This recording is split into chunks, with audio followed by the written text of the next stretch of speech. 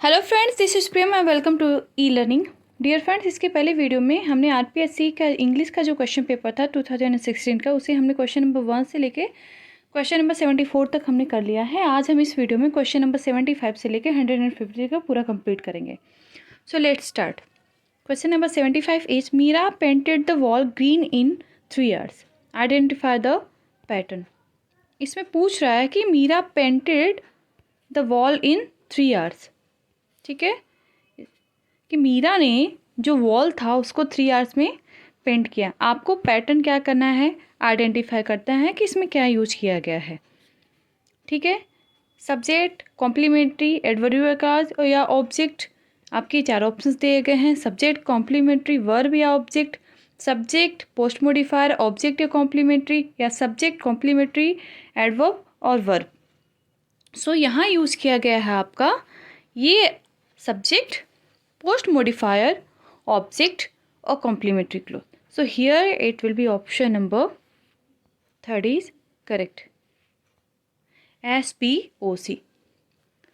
Come on, question number 76. The word utility is transcribed phonetically as. Utility जो word है ना, उसको phonetically हम कैसे लिखेंगे? सो फोनेटिक में हम लिखते हैं utility, utility. So here the correct option is option number 3. Question number 77. Question number 77 is identify the correct phonetic transcription of the word chimney. It's chimney. तो चिमनी को कैसे हम लिखेंगे? चिमनी को हम लिखेंगे ऑप्शन नंबर ए की तरह, चिमनी. इसका ये फोनेटिक ट्रांसक्रिप्शन है. ये इसके मोस्टली जो है आरपीएससी में 4 से 5 क्वेश्चन पूछे जाते हैं और ये बहुत लेंदी टॉपिक भी नहीं है, तो ईजिली आप चाहें तो 1 से 2 दिन में इसे कवर कर सकते हैं. Okay. Question number 78. The transcription of museum. Museum is, transcription जो है म्यूजियम का वो क्या है? म्यूजियम. म्यूजियम हम कैसे लिखेंगे फोनेटिक में? सो म्यूजियम फोनेटिक में ऐसे लिखा जाता है, option number A. Come on, question number 79. Alike is the phonetic transcription of. एक इसका फोनेटिक ट्रांसक्रिप्शन है, आप पढ़ते ही देख समझ पाए. अलाइक इसका मतलब अलाइक. ये है आपका correct option, option number 2. Question number 80. Identify the correct phonetic transcription of the word account. ये क्या है? अकाउंट. जैसे हम बोलते हैं ना, तो इसे ही आपको समझ में, account, account, option number 4. Come on, question number 81. अब ये जो है 81 से लेके 84 तक ये आपका फ्रेज है. Read the following passages and answer the questions below. Genius is only the power of making continuous effort. This line between failure and success is so fine that we scarcely know when we pass it. So fine that we are often on the line and do not know it. How many a man has thrown up these hands at a time when a little more effort, a little more patience would have achieved success. As the tide goes clear out, so it comes clear in the business. Sometimes prospects may seem darkest when really they are on the turn. A little more persistence, a little more effort, and what seemed hopeless failure may turn to glorious success. There is no failure except in no longer trying. There is no defeat except from within. No rarely insurmountable barrier save our own inherent weakness of purpose. सो ये जो passage है वो आपका दिया हुआ है. सो अगर आपको पैसेज जल्दी से सॉल्व करना, तो पहले आप क्वेश्चन देख लीजिए, फिर आप पैसेज को एक बार देखिए. Failure can turn into success by. इस पैराग्राफ के अकॉर्डिंग क्या सही होगा? Failure can turn into success by. So अगर हम देखें पैसेज, तो फेल्योर कैसे सक्सेस हो सकते हैं? ये हो जाएगा आपका पैसेज के according little more effort. Option number 2 is correct, a little more effort. 82. According to the passage या पैराग्राफ, सक्सेस रिक्वायर्स 1. क्या सक्सेस रिक्वायर करता है? To take swift decision, to work hard and persistently, to choose the simple and easy path, accepting defeat from within. तो सही सी बात है, बिना passage पढ़े भी आप समझ सकते हैं कि अगर सक्सेस रिक्वायर करता है किसके लिए क्या ज़रूरी है, उसके लिए तो हमें हार्डवर्क ज़रूरी है. तो option number 2 is correct. 83. Which word is opposite in meaning to insurmountable? Insurmountable का मतलब क्या होता है? सो 83 का होता है इंसर्मटेबल का मतलब होता है कंसिक्यूरेबल. कंसिक्यूरेबल का मतलब जीतने योग्य, जीतने लायक. 84. The word similar in meaning to inherent is. Inherent का सिमिलर मीनिंग क्या होगा? इनहेरेंट, ये जो वर्ड दिया हुआ है आपका, उसका सिमिलर मीनिंग क्या होगा? उसका सिमिलर मीनिंग होता है inborn. Common question number 85. What is the synonym of the word विलिजेंट? विलिजेंट का सिनोनिम क्या होता है? सो विलिजेंट का जैसे मतलब ये होता है जागरूक, चौकस, है ना? तो इसका मतलब हो जाएगा सर्कमस्पेक्ट. Option number 3. इसका मतलब भी चौकस ही होता है या जागरूक होता है. Identify the antonym of the word अनकाउथ. अनकाउथ का एंटोनिम क्या होता है? अनकाउथ का मतलब होता है बिना जोता हुआ, और कल्टिवेटेड का मतलब क्या होता है? जोता हुआ या उपजाऊ. 87. Choose the best given alternative of the underline word. The one who is rich possesses many superfluous things. The one who is rich possesses many superfluous things. ठीक है, अब आपको ये देखना है कि सुपरफ्लुअस में इसमें कहा मतलब अल्टरनेटिव क्या होगा? ऑपोजिट. सुपरफ्लुअस का ऑपोजिट होता है needless. 88. Select the incorrect pair of synonym. अब आपको इसमें इनकरेक्ट पेयर ऑफ सिनोनिम ढूंढना है. ठीक है, abandon, forsake, truncal, placid, authentic, agreeable, इम्पर्स, प्लॉन्क. अब इसको आपको ढूंढना है, आप करेक्ट बताएं. ये इनकरेक्ट है आपका ऑप्शन नंबर 3. ठीक है, ऑथेंटिक का मतलब होता है विश्वसनीय और अग्रीएबल का मतलब होता है सहमत. तो इनकरेक्ट पेयर है सिनोनिम का. Question number 89. The synonym of grotesque is. Synonym of grotesque का होता है, ग्रोटेस्क का मतलब मैं बता दूं तो ग्रोटेस्क का मतलब होता है विचित्र. So options are gorgeous, magnificent, natural या विज़ार. इसका मतलब क्या होता है? इसका मतलब होता है विज़ार, अजीब. Option number 4. 90. The antonym of impetus is. Antonym क्या होता है इम्पेटियस का? इम्पेटियस का मतलब होता है अविवेकी. ठीक है, अब now the antonym will be wild, calm, cruel या शॉकिंग. सो ये हो जाएगा आपका इसका एंटोनिम काम, शांत. A piece of literature which deals generally with the passing of और loss of men and the things they value is. Elegy, sonnet, ode या ballad. तो इसमें आपको पूछा ये चीज़ आपको समझ जाना चाहिए. Piece of literature which deals generally with the passing of और लॉस, मतलब कोई चीज़ खो जाती है या किसी के चले जाने पे जो दुख होता है, जो हमें समझ में आता है, उसे हम क्या कहते हैं? उसे हम कहते हैं एलेजी, जिसे हिंदी में बोले तो शोक गीत कहते हैं. Come on question number 92. Onomatopoeia is defined as. Onomatopoeia को हम कैसे डिफाइन करते हैं? A figure of speech in which sound is melodious, a figure of speech where in there is a play of words, a figure of speech where such words are used whose sounds imitates and the action meets sense intended, or a monosyllabic rhythm on the final syllable of 2 lines of word. Which is correct one? Definition of onomatopoeia. So onomatopoeia का correct definition क्या होगा? Any guesses is there? I hope अगर आपने पढ़ा होगा तो आप guess कर सकते हैं. Correct answer is option number 3. A figure of speech where such words are used whose sounds imitates the action meet sense intended. Okay. 93. Hyperbole is मतलब किसी चीज़ को एक्जरेट करके बहुत बढ़ा चढ़ा के बोलना, है ना. ऐसा एक कहा, ऐसा at a glance, 1000 at a glance, ये कही जाती है कि मैंने एक बार 1000 करोड़ों या चीज़ों को देख लिया, ऐसा कहा जाता है. A comical misuse of a word in mistake for one surrounding similar. A figure of speech in which statements are exaggerated और एक्स्ट्रावेजेंट. इसी की तो हम बात कर रहे थे. A figure of speech in which two incongruous statements are yoked together. So here the option number 2 is correct. A figure of speech in which statements are exaggerated or extravagant.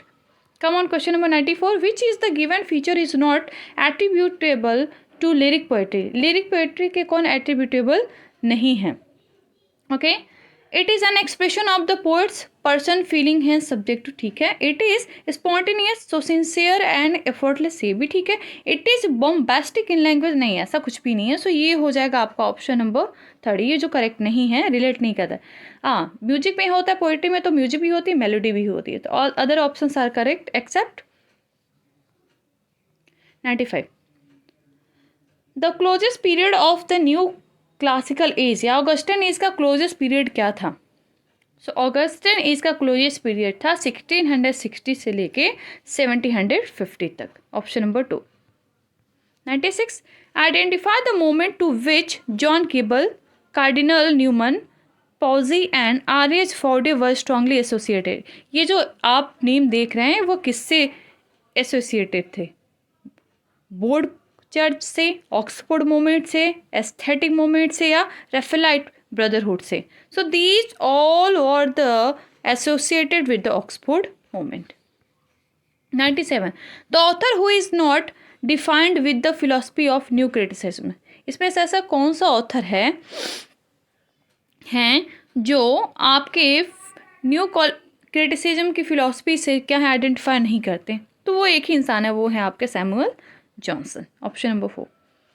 Where the mind is without fear and the head is held high, where knowledge is free, where the word has not been broken into fragment by narrow domestic walls. In the above lines are from. ये जो above line है वो किससे लिया गया है? So above lines is taken from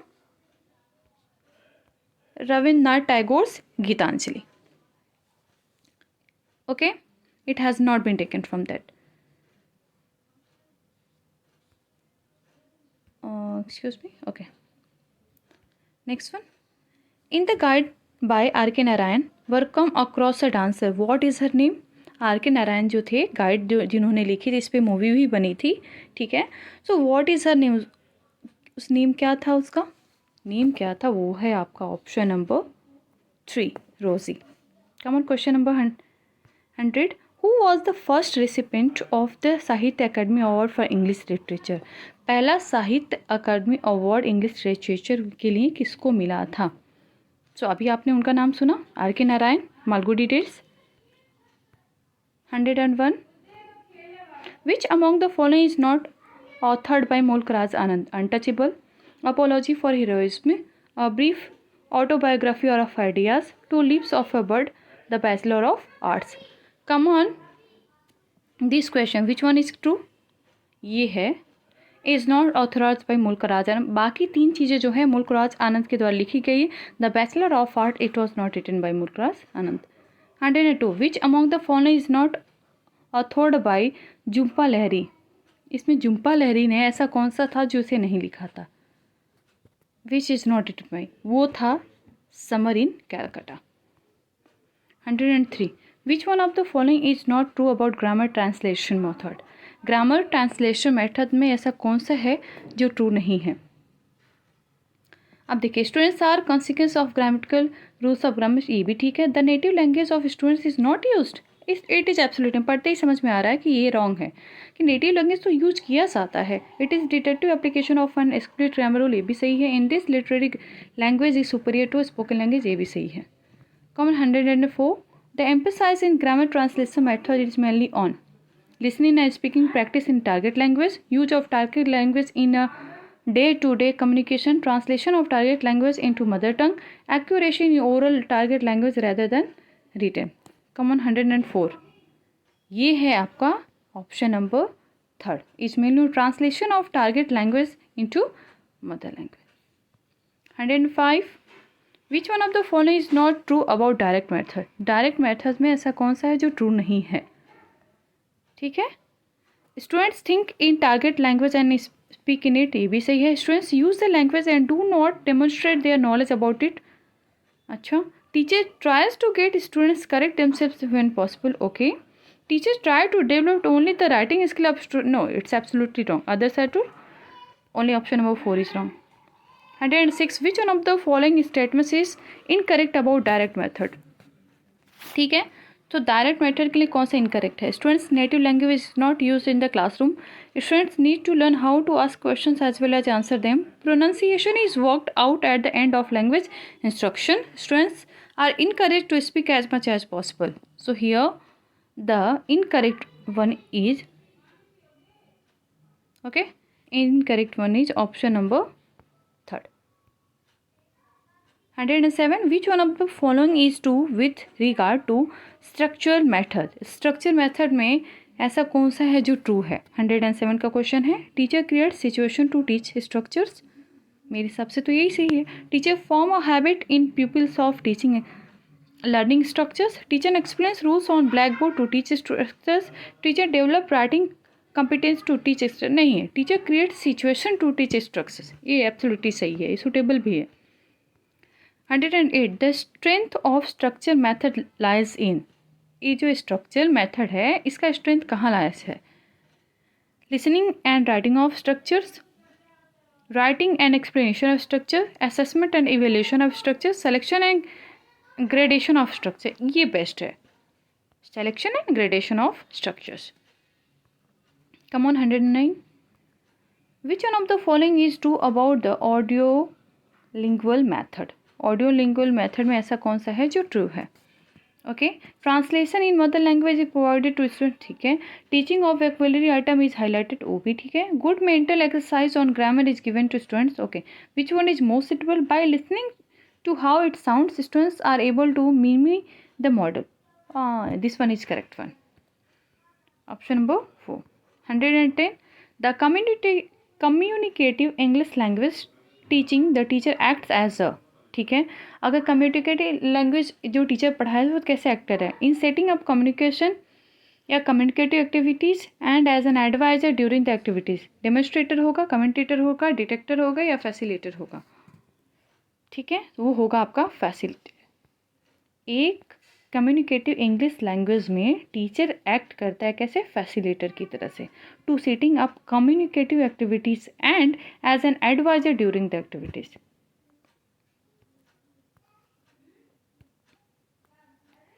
111. Which one of the following is not applicable for communicative competence?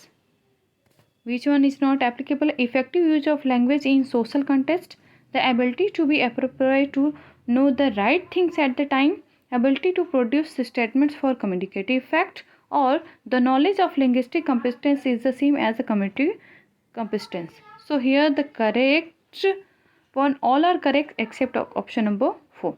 मैं फिर से एक बार क्वेश्चन पढ़ देती हूँ ताकि आपको फिर से एक समझ में आ जाए.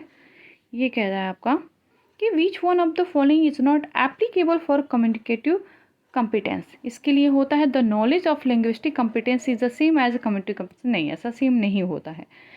112. Errors are dash and seen as a natural outcome of the development of the communicative speaking या communicative skill in communicative language targeting. ये टीचिंग मेथड से रिलेटेड क्वेश्चन है, मोस्टली सारे एग्जाम्स में पूछे जाते हैं. ठीक है. Errors are promoted, stimulated, tolerated या correctly imitated. So which one is? Errors are tolerated and seen as a natural outcome of the development of the communication skill in communicative language teaching. Okay. 113. Teaching of English prose should not be done until teacher has clear cut dash in his mind, environment, objective, interest या value. क्या होगा? Teaching of English prose should not be done until teacher has clear cut objective in his mind. Option number 2 is correct. 114. The main objective of teaching poetry at secondary level is. Secondary level पे teaching poetry पढ़ाने का main objective क्या होता है? To read a poem silently in the class, to appreciate the beauty of the poem, to understand the grammar of the poem, to present the summary of the poem. Which one is suitable for that? ये होता है to appreciate the beauty of the poem. भाई उस poem को समझना होता है ना, अप्रिशिएशन करना होता है कैसा है, क्यों लिखा गया है. Teaching of grammar is particularly useful for improving. Grammar जो है वो पार्टिकुलरली किस चीज़ को इम्प्रूव करता है, एक्यूरेसी को, लिटरेसी को, न्यूमरेसी को या फ्लुएंसी को। वो आपकी एक्यूरेसी पे निर्भर करता है कि आप कितनी जल्दी ग्रामर को सीख लेते हैं और उसे इम्प्रूव कर लेते हैं। Okay, next one, selection of the language material to be taught is the first requisite of good teaching is. Which one of the following should not be involve in the selection of language items? Productivity, simplicity, teachability और suggestibility. वो हो जाएगा आपका suggestibility, suggestion देना। A quick reading of a passage looking for specific information is. जल्दी से हम passage पढ़ लेते हैं और स्पेसिफिक इंफॉर्मेशन करते हैं, उसे क्या कहते हैं हम? इंटेंसिव रीडिंग, स्कैनिंग, स्कीमिंग और एक्सटेंसिव। ना इंटेंसिव होता है ना एक्सटेंसिव होता है, ये होता है आपका scanning. Now come on the next one, 118. Following test item is an example of। अब देख लीजिए आप, ये किसका एग्जाम्पल है? You will hear two words, ठीक है? Listen them to determine whether they rhyme perfectly with each other. Sky and I. Indicate your answer as follows. अब ध्यान से सुनना है आपको, ये है क्या? Sky and I. Indicate your answer as follow. A rhyme है, दूसरा don't rhyme। पहला लिसनिंग टेस्ट है, स्पीकिंग टेस्ट है, रीडिंग टेस्ट है या राइटिंग टेस्ट? ना तो ये स्पीकिंग टेस्ट है, ना ये राइटिंग टेस्ट है, ना ये रीडिंग टेस्ट है, ये लिसनिंग टेस्ट। सुन के ही हम बता सकते हैं कि राइम करता है या नहीं करता है। Option number A is correct. 119 is concerned with the theory of the nature of language and language teaching. Which is concerned? A design, a technique, a method और एन अप्रोच। ये है an approach is concerned with the theory of the nature of language and language teaching. 120 guided composition is one in which pupils are supplied with all the necessary dash together with thoughts and ideas to be expressed. Piece of chalk and duster, sounds and letters, structures and vocabulary और sheets of pen and paper। ये क्या होगा सही? Guided composition is one in which pupils are supplied with all the necessary structures and vocabulary together with the thoughts and ideas to be expressed। vocab की बहुत ज़्यादा ज़रूरत होती है। Teachers do not need to present all the new words in the text, ठीक है? Before the students read it, they can dash the meaning of many words from the context। कह रहा है teachers do not need to present all the new words in the text. जो भी आप text पढ़ा रहे हैं तो टीचर्स को ये ज़रूरी नहीं है कि वो सारे न्यू वर्ड्स को क्या करे, वो एक्सप्रेस करे। Before the students read it, उससे पहले स्टूडेंट्स पढ़ें। They can dash the meaning of many words from the contents. क्या करें? गेस करें, टीच करें, डिस्कस करें या राइट करें? उन्हें गेस करना चाहिए। पढ़ के ही तो पता चलता है कौन सा डिफ़िकल्ट है, कौन सा इंपॉर्टेंट है, कौन सा अनइम्पॉर्टेंट है। 122 the general objective of teaching composition should be the dash of language material within the prescribed range of grammatical and lexical items. Presentation, duplication, expression or reformation. The general objective of teaching composition should be the expression, वो express करके बताया जाता है, of language material within the prescribed range of grammatical and lexical items. Option number 3 is correct. Come on the next one, 123. The howling of the wolf filled the flock with terror. Identify the word in the above sentence which is not a noun. इसमें से कौन सा noun नहीं है भाई? इसे wolf भी noun है, फ्लॉक भी नाउन है, टेरर भी नाउन है, विथ जो है वो आपका प्रेपोजिशन है, ठीक है, नाउन नहीं है। A word which gives impression both of verb and adjective is noun, pronoun, gerund और participle। पार्टिसिपल होता है वो एडजेक्टिव और दोनों का आपका इम्प्रेशन देता है। 125 he bought a dress as well as a watch as well as is. उसने एक ड्रेस खरीदा, साथ में घड़ी भी खरीदी। अब ये क्या है? ये है आपका कंजंक्शन, ठीक है, जोड़ने का काम कर रहा है। A word that expresses some sudden feeling is called. आपको ये बिल्कुल अच्छे से पता है जो सडन फीलिंग एक्सप्रेस करके क्या कहते हैं? Interjection. Aha, hurrah, wow. 127 that which adds to be the meaning of a verb which, जिसको वर्ब की मीनिंग में ऐड किया जा सकता है उसे हम क्या कहते हैं? जो ऐड किया जाता है वो होता है आपका adverb. 128 there is nothing that dash of us can do to help fill in the blanks every much more या any. There is nothing that any of us can do to us. 128 का option number 4 is correct. 129 dash is money has been stolen. ओहो, most his money, all money, either money और much money, which one is correct? All his money has been stolen, उसके सारे पैसे चुरा लिए गए। 130 there are dash mistakes in this essay fill in the blanks plenty, the, few, a little. There are few mistakes होते हैं, plenty mistakes भी नहीं होते, लिटिल भी नहीं होते हैं, द भी नहीं होगा, so here the suitable will be, ठीक है, few. 131 that is dash toy which I saw yesterday. अभी क्या यहाँ पे फिल होगा, विच आर्टिकल? हम किसी पार्टिकुलर टॉय की बात कर रहे हैं जिसको हमने कल देखा था, तो जब पार्टिकुलर चीज़ की बात करते हैं, स्पेसिफिक, ठीक है, तो वहाँ के लिए क्या बात करते हैं? The. This is the toy which I saw yesterday. Okay, come on the next one. 132 hello dash is Meera, is dash Rama. Identify the pair of options for the blanks in a telephonic conversation. So ये बहुत ही simple है। Hello, this is Meera. Is that Rama? So option number A is correct. मैं मीरा हूँ, क्या रामा से बात हो रही है या रामा है? 133 she spent. ओके, उसने खर्चा किया डैश यूजफुल और इन द बॉटनी गार्डन। सो देखिए, यू भले ही आपका वोवेल साउंड है, ठीक है, लेकिन जब हम इसे बोलते हैं ना तो ये कॉन्सोनेंट साउंड प्रोड्यूस करता है, तो इसके साथ हम एन नहीं अ का यूज़ करेंगे। सी स्पेंट और useful. 134 did you see dash first half और dash second half of the movie. Identify the correct pair option to fill in the blanks, ठीक है। So did you see, first है ना तो उसके साथ दो का यूज़ किया जाता है। Did you see the first half और द सेकेंड हाफ, ठीक है, इसके साथ हम दोनों के साथ आर्टिकल दो का यूज़ करेंगे।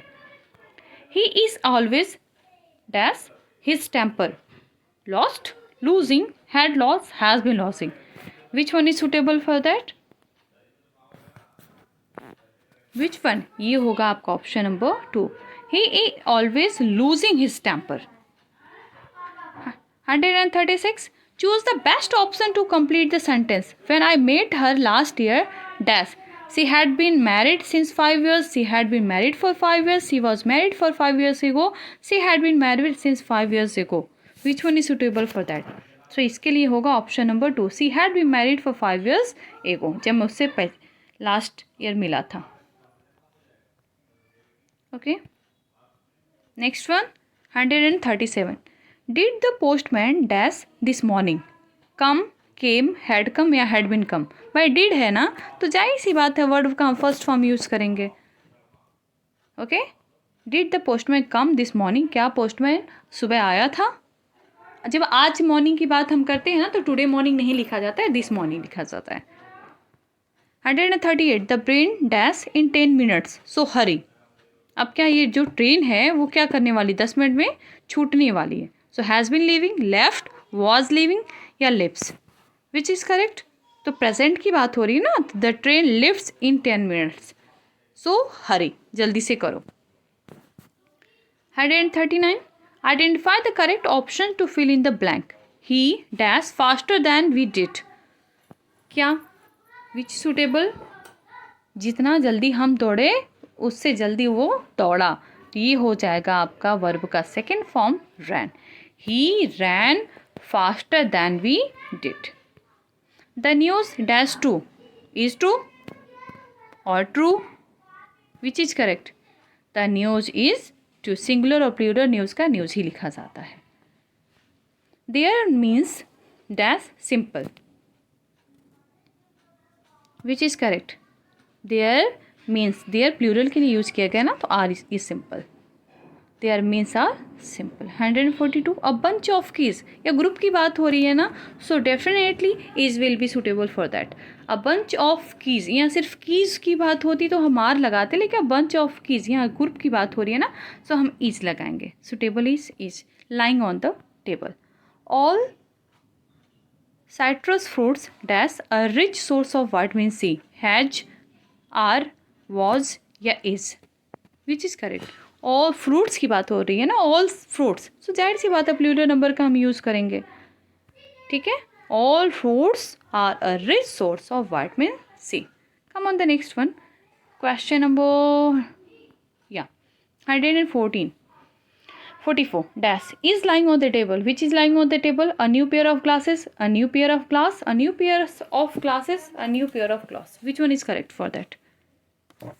Option number A is correct. अभी मैंने ग्रुप की बात की थी ना. A new pair of glasses is lying on the table. Come on the next one. 145. Neither of the students that's interested in extra class. अब neither है ना, तो क्या यूज़ करेंगे? Is.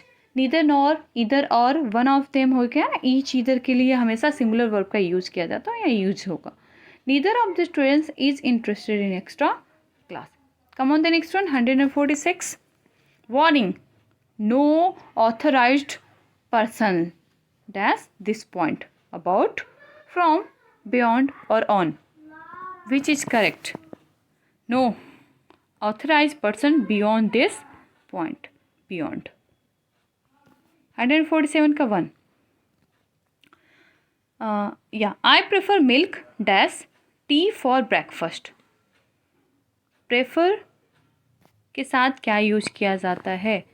प्रेफर हो गया, सुपीरियर हो गया, इन्फीरियर हो गया, सीनियर हो गया. इन वर्ड्स के साथ टू का यूज किया जाता है, दैन का यूज नहीं किया जाता है. 148. It has been aged dash I sang last, since, for, from और by. It has been ages since I sang last. बहुत लंबे समय हो गए हैं. I must apologize. मुझे ज़रूर क्षमा मांगना चाहिए. ठीक है. Dash being late. My car broke down. The correct option to be filled in the blank spaces for, upon, to or with. I must apologize for being late. Last one. The train is running dash time. Behind, after, with या between. The train is running behind time. Option number A is correct. Okay, so dear friends, I hope you liked it. Okay, I need your support too. If you like this video, please like, share and subscribe for more videos. Keep watching e-learning.